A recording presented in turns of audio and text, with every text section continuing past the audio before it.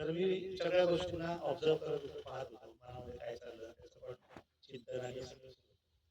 पण एक गोष्ट खूप महत्त्वपूर्ण माझ्या मनामध्ये सुरू आहे आणि ती ही आहे, की आता जे आपण इथं बोललो आहोत, की वेगवेगळी प्रेरणा आहे. इथं आल्यानंतर छान वाटतं, मस्त वाटतं. जावंसं वाटत नाही. एकांतवास कुटीमध्ये एकांतवास करण्याची इच्छा होते वगैरे. आता लक्षात घ्या, ज्यांनी आपल्याला घडवलं, ज्यांनी इथपर्यंत आपल्याला आणलं, है ना? बुद्धांच्या चरणाशी आपल्याला आणून ठेवलं. ते परमपूज्य बोधिसत्व डॉक्टर बाबासाहेब आंबेडकर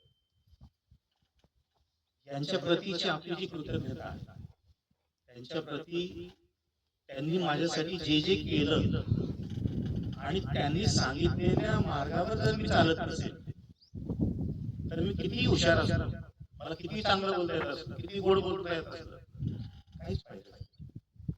जोपर्यंत त्यांच्या विचाराला घेऊन माझ्या आचरणात मी उतरवत नसेल, तर त्याचा लाभच होणार नाही. बाह्य वरकरणी खूप छान दिसेल, तर काय मस्त बोलतात, काय छान आहे.